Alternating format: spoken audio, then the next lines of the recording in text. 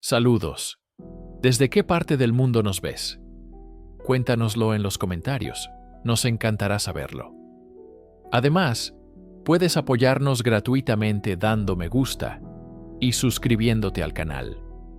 Imagina nacer en la monarquía más antigua del mundo, en un palacio donde cada gesto es dictado por una tradición milenaria.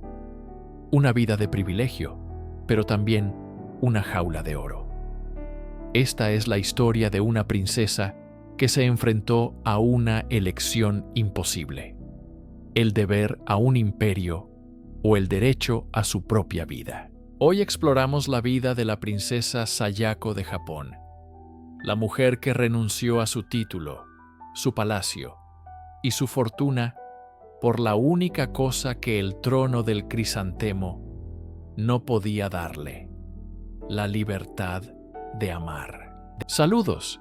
¿Desde qué parte del mundo nos ves? Cuéntanoslo en los comentarios. Nos encantará saberlo.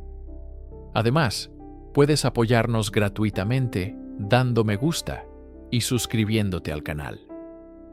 Hoy nos adentramos en la historia de una mujer que nació en el corazón de la monarquía más antigua del mundo, solo para tomar una decisión que sacudiría sus cimientos.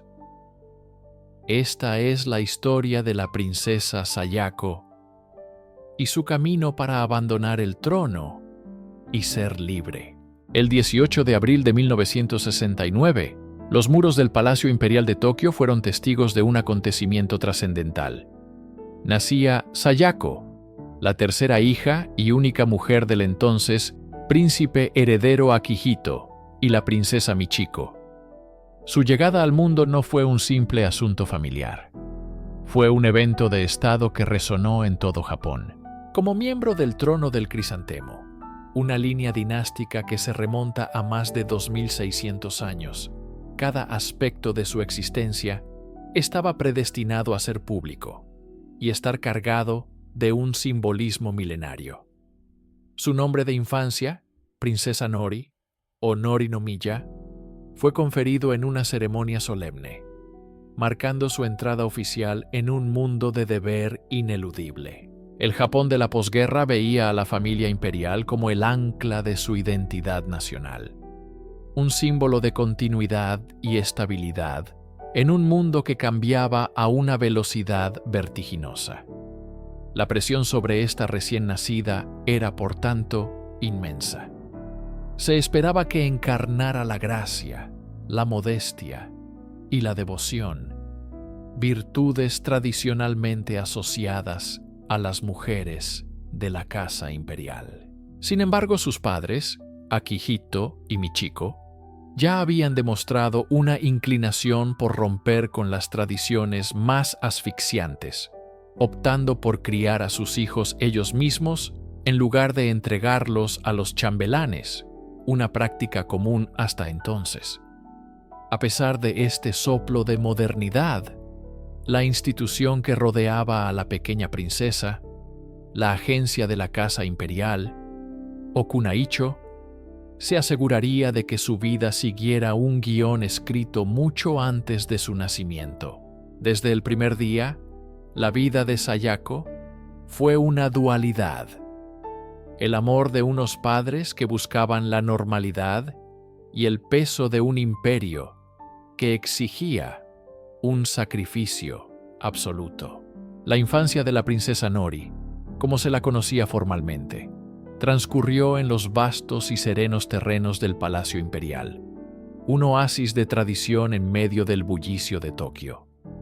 Sin embargo, esta serenidad ocultaba una profunda soledad. Su vida era un universo paralelo, completamente desconectado de la realidad de la mayoría de los niños japoneses. Mientras otros jugaban libremente en parques y calles, cada momento de Sayako estaba meticulosamente planificado y supervisado por la omnipotente agencia de la Casa Imperial. Esta poderosa burocracia dictaba su horario, sus compañeros de juego, cuidadosamente seleccionados, e incluso el tono de sus interacciones públicas.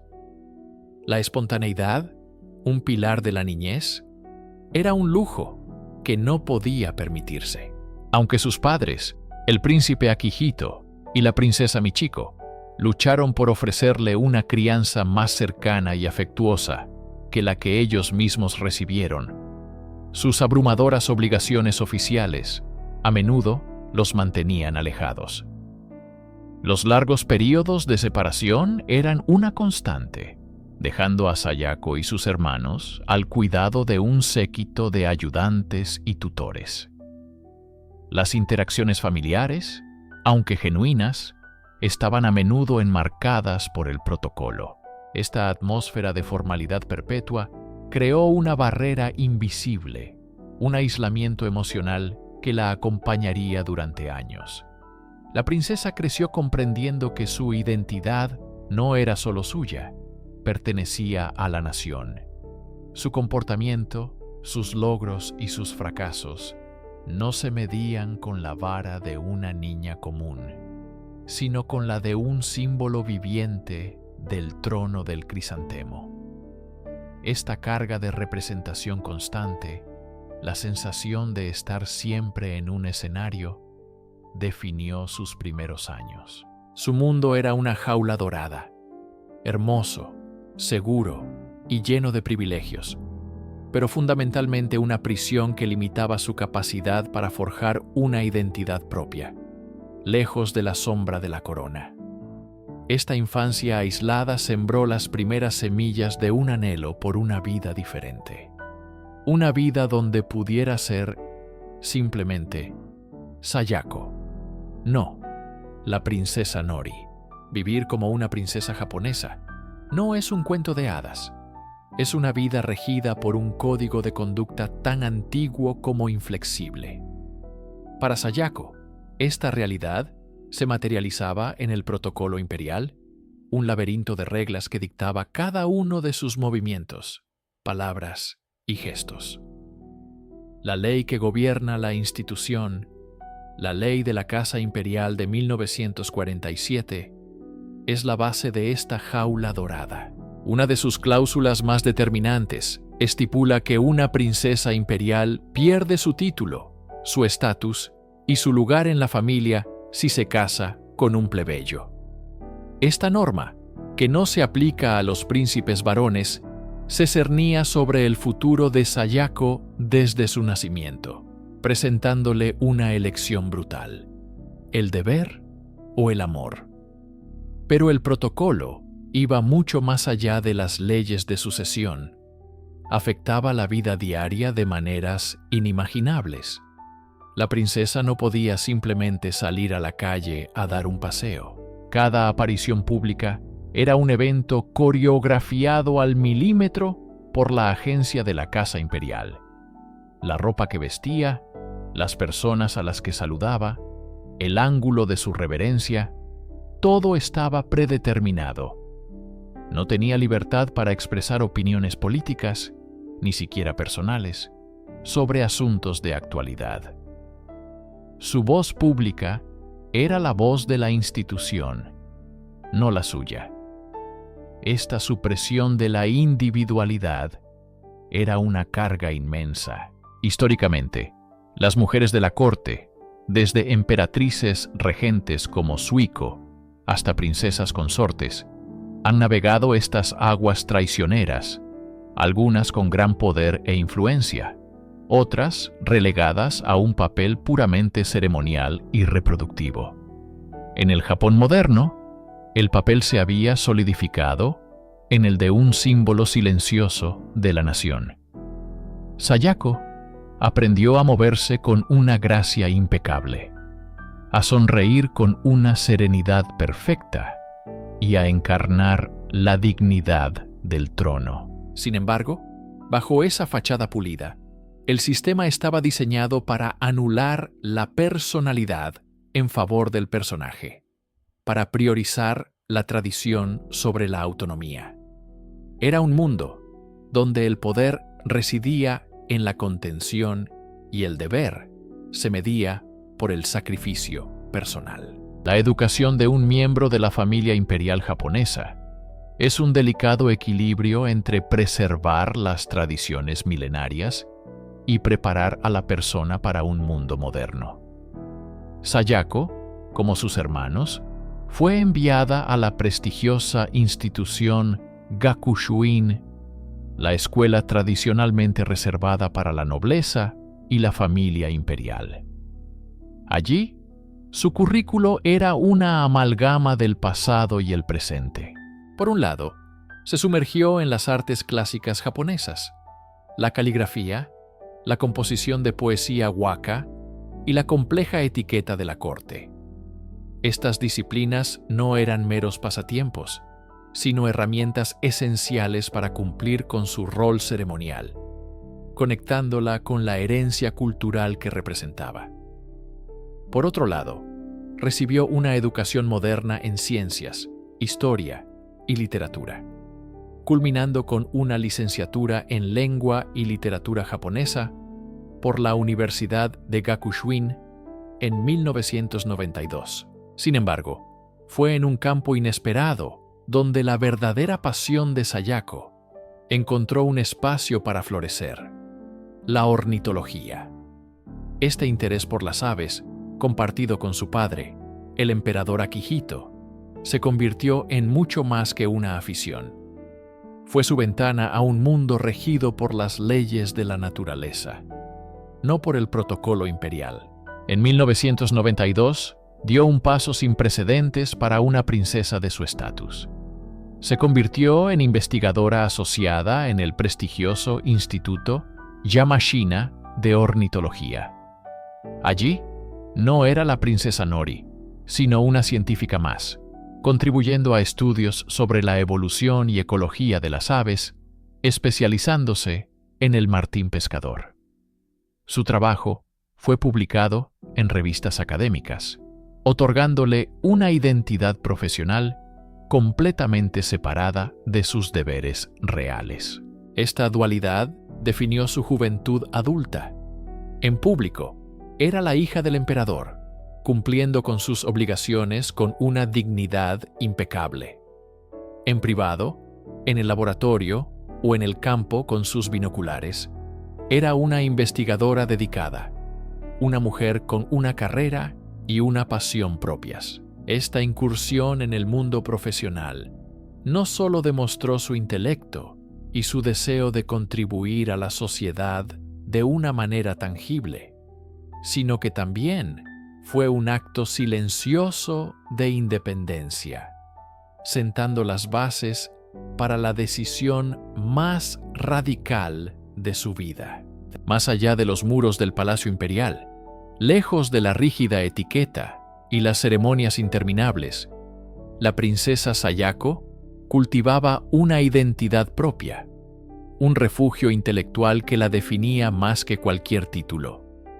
Desde joven, desarrolló una profunda fascinación por el mundo natural, una pasión que la llevó a convertirse en una respetada ornitóloga.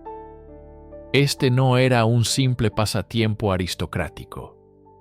Era una vocación científica que siguió con rigor académico. Tras graduarse de la prestigiosa Universidad Gakushuin con una licenciatura en lengua y literatura japonesa, Sayako tomó un camino inusual para una princesa. En 1992, fue aceptada como investigadora asociada en el Instituto Yamashina de Ornitología, una institución de renombre mundial. Allí, lejos de las miradas de la corte, se sumergió en el estudio de las aves, especializándose en la evolución y comportamiento del martín pescador. Su trabajo no fue meramente simbólico. La princesa participaba activamente en la investigación, contribuyendo a artículos y publicaciones científicas bajo su nombre de pila, Sayako Nori no Miya. Este santuario científico le ofreció algo que el palacio no podía: un sentido de propósito personal y un mérito ganado por su intelecto, no por su linaje. Sus colegas la trataban no como a una alteza imperial, sino como a una científica más, una compañera dedicada y meticulosa. Esta doble vida, la de princesa y la de investigadora, revela el núcleo de su carácter. Demuestra un anhelo por una existencia normalizada, donde el valor de una persona se mide por su conocimiento y contribución, no por su nacimiento. Su pasión por las aves era, en esencia, una metáfora de su propio deseo de libertad. Mientras estudiaba las migraciones y los vuelos de estas criaturas, quizás soñaba con su propia capacidad para trazar un rumbo diferente, uno que la llevara más allá de la jaula dorada del trono del crisantemo. Para comprender la encrucijada a la que se enfrentaba la princesa Sayako, es fundamental analizar un documento que selló el destino de todas las mujeres de la familia imperial japonesa, la Ley de la Casa Imperial de 1947. Promulgada durante la ocupación estadounidense después de la Segunda Guerra Mundial, esta ley redefinió drásticamente la estructura y las reglas de la monarquía más antigua del mundo. Su objetivo era modernizar y democratizar la institución, despojándola de su estatus divino y reduciendo el número de sus miembros. Uno de sus artículos más determinantes, el artículo 12, se convirtió en una espada de Damocles para las princesas. Estipula de manera inequívoca que cualquier miembro femenino de la familia imperial que se case con un plebeyo, es decir, con alguien que no pertenezca a la realeza o a la nobleza abolida, perderá irrevocablemente su estatus imperial. Esto implica la renuncia a su título, a su lugar en la línea de sucesión, a sus deberes oficiales y a la asignación económica que recibía del Estado. En contraste, los príncipes varones pueden casarse con plebeyas sin ninguna consecuencia para su estatus. De hecho, sus esposas e hijos son absorbidos por la familia imperial. Esta ley no solo codificó una profunda desigualdad de género, sino que también presentó a las princesas una elección brutalmente clara: el deber o el amor. No había término medio. Casarse por amor con un hombre común significaba un exilio autoimpuesto de la única vida que habían conocido. Este marco legal es el motor del drama personal de Sayako y de muchas otras princesas antes que ella. No era una simple tradición, sino una ley férrea que las obligaba a sopesar su felicidad personal contra milenios de historia y una vida de servicio a la nación. La ley de 1947 no les dejaba escapatoria. Para ser libres, debían dejar de ser princesas. En medio de la soledad estructurada del palacio, un vínculo del pasado resurgió para cambiar el curso de la vida de la princesa Sayako. El hombre que capturaría su corazón no era un príncipe extranjero ni un magnate, sino una figura familiar de su infancia: Yoshiki Kuroda. Kuroda era un plebeyo en todo el sentido de la palabra, un funcionario público dedicado. Trabajaba como urbanista para el gobierno metropolitano de Tokio, un hombre cuya vida se regía por horarios de oficina y proyectos de infraestructura cívica. Un mundo completamente ajeno al de Sayako. Sin embargo, no era un completo desconocido. Kuroda era uno de los mejores amigos del príncipe Akishino, el hermano de Sayako. Se habían conocido en la universidad, y a través de esta amistad, Kuroda había visitado ocasionalmente el palacio durante su juventud. Era una cara conocida, un recuerdo de una época más sencilla antes de que las presiones del deber imperial se volvieran abrumadoras. Años después, en 2003, el príncipe Akishino decidió reintroducirlos en una recepción de tenis. Lo que comenzó como un reencuentro amistoso, pronto se convirtió en algo más profundo. Su relación floreció en secreto, lejos del escrutinio implacable de los medios y de la vigilante agencia de la casa imperial. Sus citas eran discretas, a menudo en lugares privados, y con la ayuda de amigos y familiares de confianza. En Kuroda, Sayako no encontró el glamour de la realeza, sino la estabilidad y la normalidad que anhelaba. Él representaba una vida real, con desafíos y alegrías cotidianas. Era un hombre conocido por su carácter serio, su integridad y su sencillez. Esta conexión, forjada en la confianza de una amistad de larga data y cultivada en la clandestinidad, se convirtió en el catalizador de su dilema. El afecto por Yoshiki Kuroda no era una simple infatuación, era la promesa tangible de una existencia diferente. Una vida donde podría ser simplemente Sayako y no Su Alteza Imperial, la princesa Nori. La relación con Yoshiki Kuroda llevó a la princesa Sayako al epicentro de un conflicto existencial que había estado gestándose toda su vida. Se encontró en una encrucijada monumental, obligada a elegir entre dos mundos irreconciliables. Por un lado, estaba el deber imperial, un camino pavimentado con 2600 años de tradición. Ser princesa no era un trabajo, era una identidad. Implicaba una vida de servicio incondicional a Japón, representando a la nación en ceremonias sintoístas, eventos de caridad y visitas de Estado. Era un mundo de inmenso privilegio y honor, pero también una jaula dorada de restricciones asfixiantes. Cada gesto, cada palabra y cada decisión eran escrutados. Su vida pertenecía al pueblo, no a ella misma. Abandonar este rol significaba crear un vacío, dejar atrás a sus ancianos padres, el emperador Akihito y la emperatriz Michiko, quienes dependían de ella para cumplir con una agenda imperial cada vez más exigente. Por otro lado, estaba el amor común, encarnado en Yoshiki Kuroda. Él le ofrecía una vida de normalidad radical. Una vida donde tendría que aprender a conducir, a ir al supermercado, a pagar facturas y a gestionar un hogar. Perdería su título, su estatus, su seguridad financiera estatal y la deferencia que la había rodeado desde su nacimiento. A cambio, ganaría algo que el palacio nunca podría ofrecerle en su totalidad: la libertad.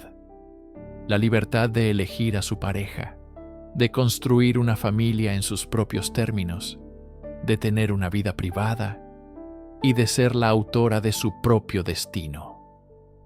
La decisión de Sayako no fue impulsiva, fue el resultado de años de contemplación, sopesando el peso de la historia contra el anhelo de una felicidad personal y auténtica. Sus padres, que habían roto moldes al casarse por amor, se enfrentaban a una situación paradójica. ¿Cómo podrían negarle a su hija la misma felicidad que ellos habían encontrado, aun cuando las consecuencias fueran tan drásticas? El dilema de Sayako era, en última instancia, la pregunta fundamental sobre qué constituye una vida plena. Cumplir con un destino predeterminado o forjar uno propio.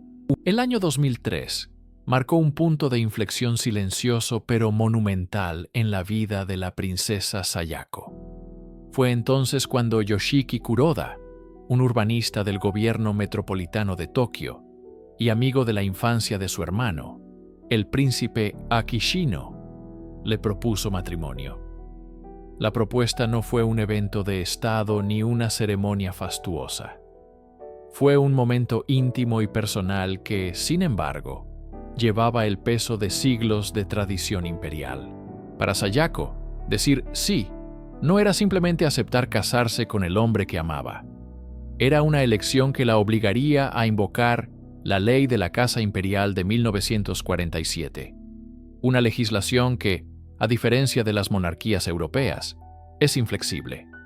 Una princesa que se casa con un plebeyo debe renunciar a su título, su estatus, su lugar en la familia imperial y su asignación financiera. Se convertiría, a todos los efectos legales y sociales, en una ciudadana común. Esta decisión la colocaba en una encrucijada que pocas mujeres en la historia han enfrentado. Por un lado, estaba el deber ineludible que había definido cada día de su vida. Desde su nacimiento, había sido educada para servir al trono del crisantemo, para ser un pilar de la institución y un símbolo de la continuidad de la nación. Por otro lado, estaba la promesa de una vida propia, de libertad personal y de un amor que florecía fuera de los muros del palacio. La historia de la familia imperial japonesa está llena de tragedias personales y sacrificios en nombre del deber. Emperatrices como Masako habían luchado contra las presiones asfixiantes del protocolo, y otras princesas, antes que Sayako, habían abandonado la familia por amor, desapareciendo en gran medida de la vida pública. La elección de Sayako era, en esencia, un referéndum sobre su propia existencia. ¿Continuaría siendo Su Alteza Imperial la princesa Nori? ¿O se atrevería a ser simplemente Sayako Kuroda? La propuesta de Kuroda no era solo una pregunta sobre el futuro, sino un desafío al pasado y a un sistema que valora la línea de sangre y el deber por encima de la felicidad individual. El 30 de diciembre de 2004, la agencia de la Casa Imperial convocó una rueda de prensa que detuvo a la nación. Con la solemnidad que caracteriza cada uno de sus comunicados, anunciaron oficialmente el compromiso de Su Alteza Imperial, la princesa Sayako, con el señor Yoshiki Kuroda.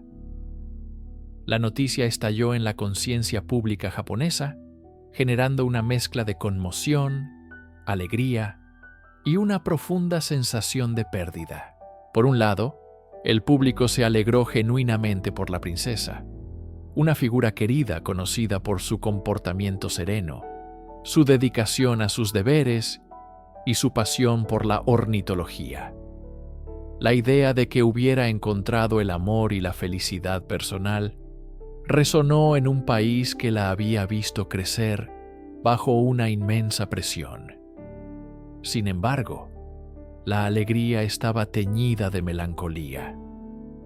La partida de Sayako significaba la reducción de una familia imperial ya de por sí pequeña. En un momento en que el debate sobre la sucesión y la escasez de herederos varones era cada vez más intenso, la pérdida de un miembro tan dedicado y visible se sintió como un golpe a la institución. Los medios de comunicación analizaron cada detalle: la modesta carrera de Kuroda como funcionario, su amistad con el príncipe Akishino y, sobre todo, las implicaciones de la arcaica ley de la Casa Imperial.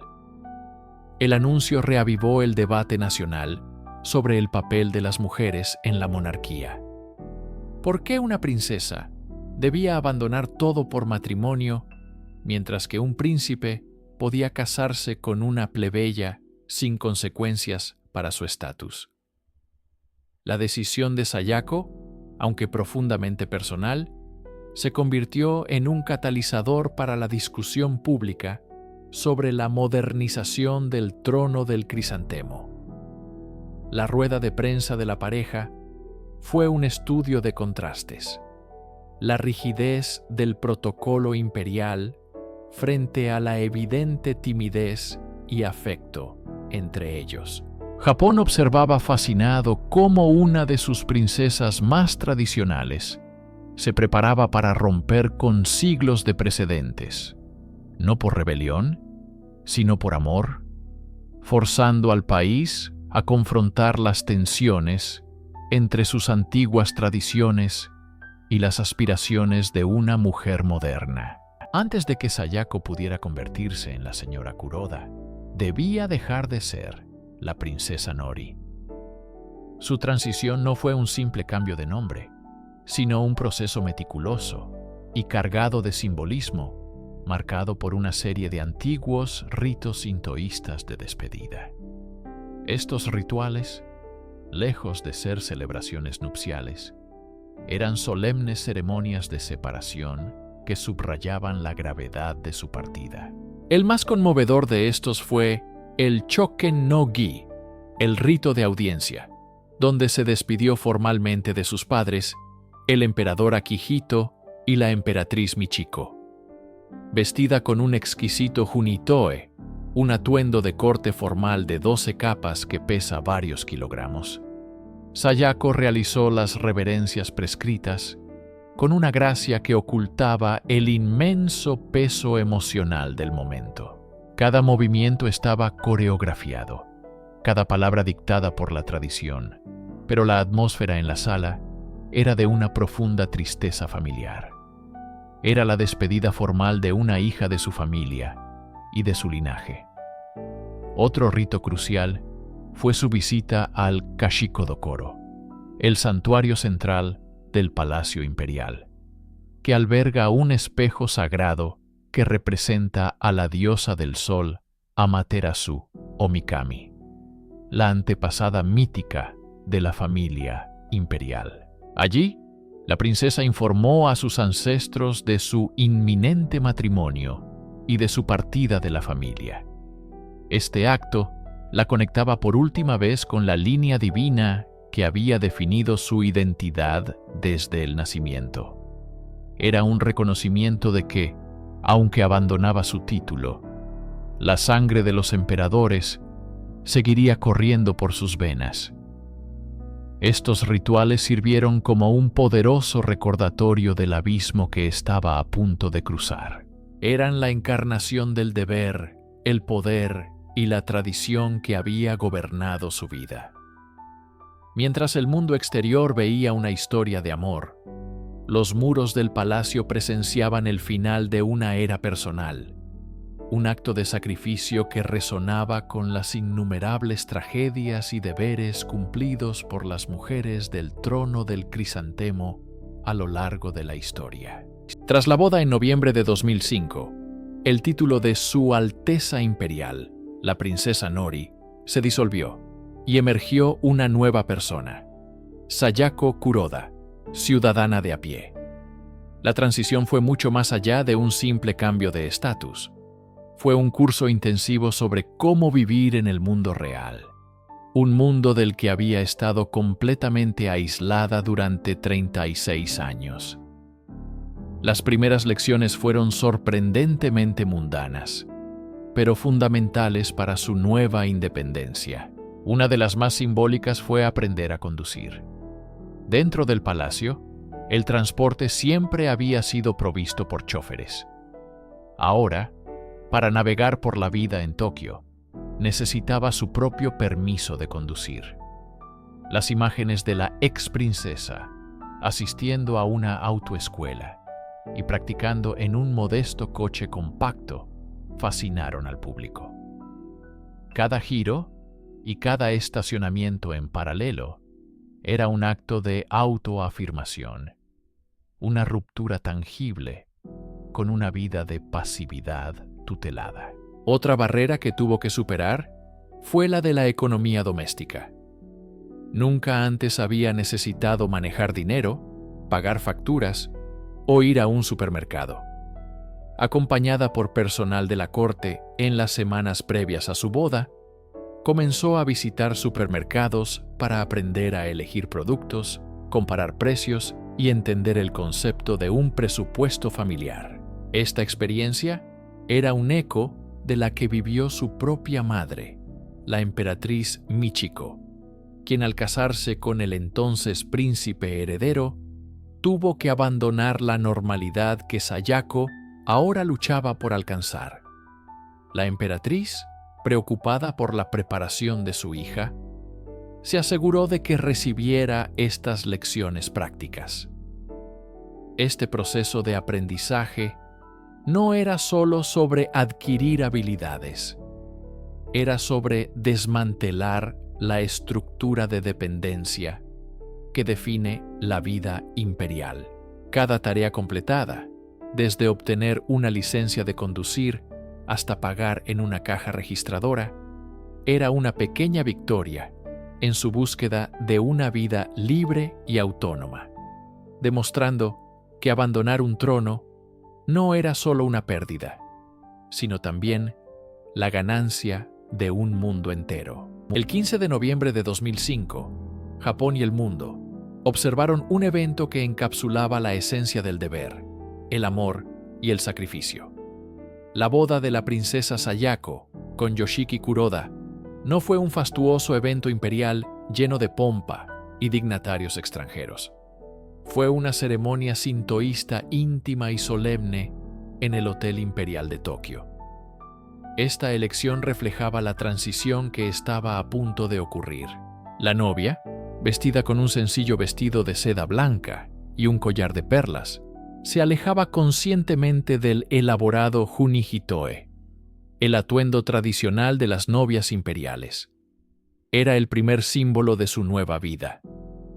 A su lado, el emperador Akihito y la emperatriz Michiko no asistían simplemente como los monarcas de la nación, sino como padres despidiendo a su única hija. Sus rostros, capturados por las cámaras, revelaban una mezcla de orgullo y una profunda melancolía, un reflejo de la tragedia personal inherente al rígido protocolo. La ley de la Casa Imperial de 1947, una norma inmutable que ha definido el destino de generaciones de mujeres en la familia, dictaba el siguiente paso. Al firmar el registro de matrimonio, la princesa Sayako Nori Nomiya dejó de existir legalmente. En su lugar, nació la señora Sayako Kuroda, una ciudadana común. Este acto, una simple firma en un documento legal, fue la culminación de su vida como princesa. Con ese trazo de pluma, renunció a su título, a su lugar en la línea de sucesión, a su residencia en el palacio y a su asignación estatal. Se despojó de siglos de tradición para abrazar un futuro incierto, pero elegido. La ceremonia fue un microcosmos del dilema de las princesas japonesas, criadas para el deber supremo, pero forzadas a abandonarlo todo por el amor y el matrimonio. A diferencia de las princesas europeas que pueden casarse con plebeyos y mantener sus títulos, el sistema japonés es absoluto. La boda fue, por tanto, un adiós público, un rito de paso de una vida de privilegio protegido a una de independencia y anonimato. El poder y el deber que habían definido cada día de su existencia se disolvieron en ese momento, reemplazados por la promesa de una vida normal, una libertad por la que pagó el precio más alto, su propia identidad imperial. El contraste entre el antes y el después de la boda de Sayako no podría haber sido más dramático. Dejó atrás los vastos y serenos terrenos del Palacio Imperial de Tokio, un complejo de 1.15 kilómetros cuadrados con jardines inmaculados, personal dedicado y una historia que respira en cada piedra. Su nuevo hogar era un apartamento alquilado de una habitación en un barrio residencial de Tokio. La transición de un palacio a un apartamento modesto fue el símbolo más tangible de su nueva vida como ciudadana común. Por primera vez en sus 36 años, Sayako Kuroda se enfrentó a las tareas mundanas que la mayoría de la gente da por sentadas. El protocolo imperial que había dictado cada aspecto de su existencia, desde cómo inclinarse hasta qué decir. No ofrecía ninguna guía sobre cómo operar un supermercado o navegar por el transporte público. Acompañada por su esposo, pero a menudo sola, tuvo que aprender a comprar alimentos, comparar precios y manejar un presupuesto. Las historias que surgieron en la prensa japonesa la mostraban practicando para su examen de conducir, una habilidad innecesaria para una princesa que siempre fue transportada por choferes. Se la imaginaba aprendiendo a cocinar, a limpiar su propio hogar, a pagar facturas. Cada una de estas tareas era un paso más lejos del pedestal dorado y un paso más cerca de la realidad. Esta adaptación forzosa resalta una de las mayores tragedias personales de las princesas imperiales. Son criadas en un entorno de extremo privilegio y aislamiento, sin las habilidades prácticas necesarias para la vida fuera de los muros del palacio. La emperatriz Michiko, consciente de este abismo, se había esforzado por preparar a su hija, enseñándole a cocinar y llevándola a supermercados en visitas supervisadas. Sin embargo, la realidad de la independencia diaria era un desafío completamente nuevo. El apartamento modesto no era solo un lugar para vivir, era su campo de entrenamiento para la libertad, un espacio donde la ex princesa debía de construir su identidad imperial y construir una nueva, la de una esposa y ama de casa en el Tokio moderno. El silencio de su nuevo hogar, comparado con el constante movimiento de personal en el palacio, debió ser a la vez liberador y abrumador. La transformación de princesa a plebeya fue mucho más que un cambio de residencia. Fue una anulación legal y financiera de su estatus. La ley de la Casa Imperial de 1947 es brutalmente clara. Al casarse con un plebeyo, una princesa es despojada de su título de Su Alteza Imperial y eliminada del registro de la familia imperial. Este no es un mero formalismo. Significa la pérdida de todos los derechos, privilegios y responsabilidades asociados con el trono del crisantemo. Sayako dejó de ser miembro de la familia más antigua del mundo para convertirse, a los ojos de la ley, en una extraña. Esta expulsión legal es una de las facetas más duras del protocolo imperial japonés, una estructura de poder patriarcal donde los príncipes varones pueden casarse con plebeyas que son elevadas a la realeza, mientras que las princesas son permanentemente exiliadas. Para mitigar la dureza de esta transición y asegurar que una ex princesa mantenga un nivel de vida digno, el Estado proporciona una dote única.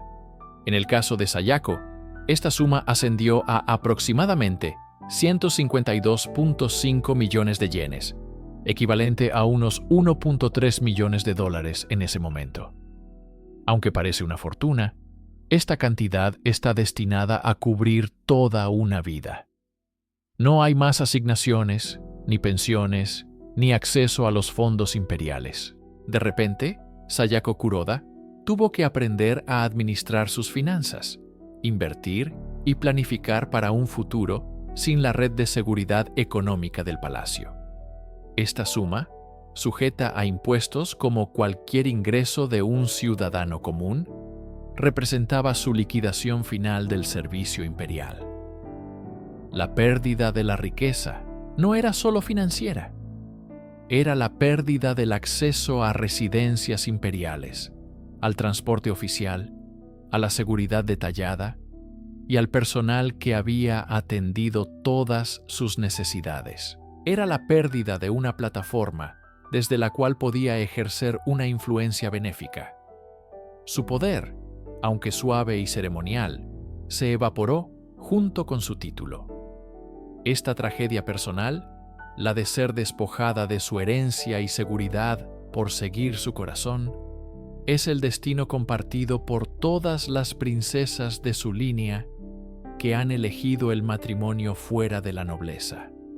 Un recordatorio constante del inmenso sacrificio que exige la ley imperial. Años después de abandonar el trono del crisantemo, la vida de Sayako Kuroda tomó un giro inesperado que la reconectó profundamente con su herencia imperial, de una manera única y poderosa. En 2012, fue nombrada sacerdotisa suprema del Gran Santuario de Ise, el lugar más sagrado de la religión sintoísta de Japón. Este nombramiento fue extraordinario. Históricamente, el papel de Sayo, o sacerdotisa suprema, estaba reservado para mujeres solteras de la familia imperial. El hecho de que Sayako, una mujer casada y ahora plebeya, fuera elegida para asistir a su tía, la entonces sacerdotisa Atsuko Ikeda, rompió con siglos de tradición. Tras la jubilación de su tía en 2017, Sayako asumió plenamente el cargo, convirtiéndose en la guardiana espiritual del santuario dedicado a la diosa del sol, Amaterasu Omikami, la antepasada mitológica de la familia imperial. Este papel no es meramente ceremonial. Implica presidir rituales cruciales que aseguran el bienestar de la nación y de la propia familia imperial. Para Sayako, representó una forma de recuperar un sentido del deber que le había sido arrebatado. Aunque ya no era su Alteza Imperial, como sacerdotisa suprema, asumió una responsabilidad espiritual de inmensa importancia, un poder diferente al político, pero profundamente arraigado en la identidad japonesa. Este nuevo capítulo en su vida puede verse como una solución elegante a la tragedia de su exilio. La rígida ley secular le quitó su título, pero la tradición espiritual le ofreció un camino de regreso. Le permitió servir a su familia y a su país de una manera que trascendía las limitaciones de la ley de la Casa Imperial. Su conexión con Ise es un puente entre su pasado y su presente, un testimonio de que, aunque tuvo que abandonar el palacio para ser libre, su vínculo con el alma de su linaje era inquebrantable. Este nombramiento también subraya la crisis de sucesión que enfrenta la monarquía. Con tan pocos miembros, la institución se ve obligada a innovar, recurriendo incluso a aquellos que formalmente ha expulsado para que cumplan con deberes sagrados. La boda de Sayako y su posterior salida de la familia imperial no fue un mero evento social, fue una réplica sísmica que sacudió los cimientos de una institución ya en crisis. Al renunciar a su título, Sayako, sin quererlo, intensificó la presión sobre la siguiente generación, personificada en su sobrina, la princesa Aiko, única hija del entonces príncipe heredero Naruhito. La ley de la Casa Imperial de 1947, impuesta tras la Segunda Guerra Mundial, es inflexible y anacrónica. Solo los varones descendientes por línea paterna pueden heredar el trono del crisantemo. Esta ley borró de un plumazo siglos de historia, en los que Japón había sido gobernado por hasta 8 emperatrices reinantes. Con el nacimiento de Aiko, en 2001, la nación se enfrentó a una encrucijada. No había herederos varones en su generación, y la partida de princesas como Sayako por matrimonio diezmaba aún más las filas de una familia imperial cada vez más reducida. El debate público se encendió.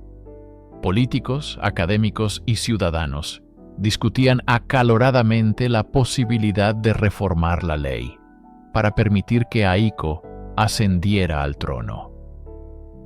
La opinión pública era mayoritariamente favorable. Veían en Aiko una futura líder moderna y capaz. Sin embargo, las fuerzas conservadoras dentro del gobierno y la propia agencia de la Casa Imperial se resistían ferozmente, argumentando que se rompería una tradición sagrada de 2600 años. La presión sobre la joven princesa era inmensa, un peso existencial sobre sus hombros infantiles. La crisis alcanzó su punto álgido hasta que, en 2006, un acontecimiento lo cambió todo: el nacimiento de su primo, el príncipe Hisahito. Este nacimiento silenció abruptamente el debate sobre la sucesión, asegurando la línea masculina por una generación más. Pero la solución fue solo un parche. La partida de Sayako sirvió como un doloroso recordatorio de que el sistema obliga a las mujeres a elegir entre el deber dinástico y la felicidad personal, vaciando a la institución de sus miembros más valiosos. Para Aiko, el futuro sigue siendo incierto, educada para un rol que la ley le niega, un símbolo viviente de la profunda contradicción que amenaza la supervivencia de la monarquía más antigua del mundo. Tras la fanfarria de la boda imperial, un profundo silencio envolvió a la ex princesa. Sayako Kuroda, la ciudadana, se sumergió en un anonimato casi absoluto, un acto que en sí mismo fue una declaración de intenciones. Su transición a la vida civil fue un estudio de contrastes fascinantes. La mujer que había crecido en palacios, atendida por un séquito de damas de compañía y personal, ahora vivía con su esposo en un apartamento alquilado en Tokio. Tuvo que aprender las tareas más mundanas, aquellas que el resto del mundo da por sentadas: obtener una licencia de conducir, navegar por los pasillos de un supermercado, manejar las finanzas del hogar. Cada uno de estos actos era un paso hacia una libertad que nunca había conocido. A diferencia de otros ex-miembros de la realeza en el mundo, Sayako eligió el poder del silencio. No concedió entrevistas reveladoras, no escribió memorias, ni buscó capitalizar su pasado imperial. Su discreción era una muestra de profundo respeto por la institución que había dejado atrás, una forma de proteger tanto su nueva privacidad como la dignidad del trono del crisantemo. Sin embargo, su retiro no fue una reclusión. Sayako canalizó su energía en sus pasiones personales, aceptando un puesto a tiempo parcial como investigadora en el Instituto de Ornitología de Yamashina, donde su amor por las aves, cultivado desde la infancia, pudo florecer profesionalmente. Este no era un cargo honorífico, era un trabajo real basado en su experiencia. En 2012, asumió un rol de inmenso prestigio espiritual al ser nombrada sacerdotisa suprema del gran santuario de Ise, el lugar más sagrado del sintoísmo. Este nombramiento, aunque de alto perfil, la mantenía fuera de la línea de sucesión y de los deberes políticos, permitiéndole servir a su herencia cultural y espiritual en sus propios términos. Sayako Kuroda demostró que era posible construir una vida significativa y plena después del palacio, una vida definida no por la pompa y el protocolo, sino por la tranquila dignidad del trabajo, el amor y la elección personal. La decisión de Sayako de casarse con un plebeyo y abandonar su estatus imperial trasciende su historia personal para convertirse en un legado complejo y multifacético. Su elección radical no fue un acto de rebelión abierta, sino una revolución silenciosa que expuso las fisuras de la monarquía japonesa moderna. Su partida, seguida años después por la de su sobrina Mako, subrayó de manera ineludible la insostenibilidad de la ley de la casa imperial. Al forzar a las mujeres a salir, la ley no solo perpetúa una visión patriarcal, sino que también condena a la familia imperial a una lenta extinción numérica, creando una crisis de personal para cumplir con los exhaustivos deberes públicos. El legado de Sayako es, por tanto, el de haber hecho visible lo invisible. Su vida como ciudadana común demostró que existía una alternativa viable y feliz al confinamiento dorado del palacio. Esto estableció un precedente poderoso, ofreciendo un modelo a seguir para las futuras generaciones de princesas que podrían sentirse atrapadas entre el deber ancestral y el deseo de una vida propia.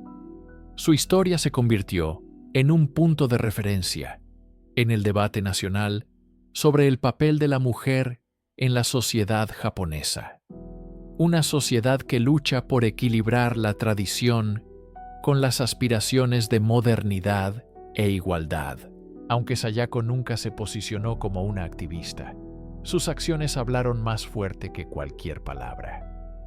Se convirtió en un símbolo de autonomía femenina, demostrando que una mujer, incluso una nacida en el pináculo de la jerarquía, podía y debía tener el derecho de elegir su propio destino. Su legado no es el de una princesa que renunció a un trono, sino el de una mujer que reclamó su vida. Su elección fue un catalizador que obligó a Japón a confrontar las contradicciones de su institución más venerada, una institución que debe adaptarse o arriesgarse a volverse irrelevante en el siglo XXI. Sayako no rompió la jaula, simplemente abrió la puerta y salió, mostrando a otros que era posible. La historia de Sayako Kuroda es, en última instancia, un relato de autodefinición. Su viaje desde Su Alteza Imperial, la princesa Nori, hasta la señora Kuroda, no es la crónica de una pérdida, sino la de una profunda ganancia: la libertad. En un mundo obsesionado con los cuentos de hadas de plebeyas que se convierten en princesas, su narrativa invierte audazmente el tropo. Para Sayako, el final feliz no residía en un castillo, sino en la normalidad de un apartamento en Tokio, en la capacidad de conducir su propio coche y en la alegría de perseguir su pasión por la ornitología, lejos del escrutinio público. Su historia contrasta marcadamente con las de otras mujeres de la familia imperial.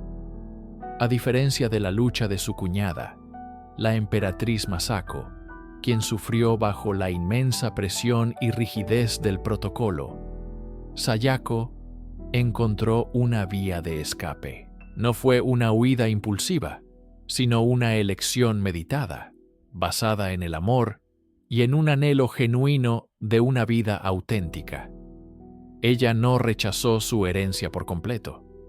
Su servicio como sacerdotisa suprema del santuario de Ise demuestra un profundo respeto por las tradiciones espirituales de su familia y su país. Sin embargo, lo hace en sus propios términos, como una ciudadana privada que contribuye a su cultura, no como un miembro de la realeza obligado por el deber. Sayako Kuroda representa la encarnación de una modernidad silenciosa dentro de la tradición. Su vida es un testimonio del coraje que se necesita para forjar un camino propio cuando el destino parece predeterminado desde el nacimiento. Ella nos enseña que el poder no siempre reside en la corona o el título, sino en la soberanía sobre la propia existencia. No es la princesa que fue, sino la mujer en la que eligió convertirse. Su reino no está delimitado por los muros de un palacio, sino por los horizontes ilimitados de la libertad personal. Sayako Kuroda, la princesa que abandonó el trono, no para ser menos, sino para, finalmente, ser ella misma.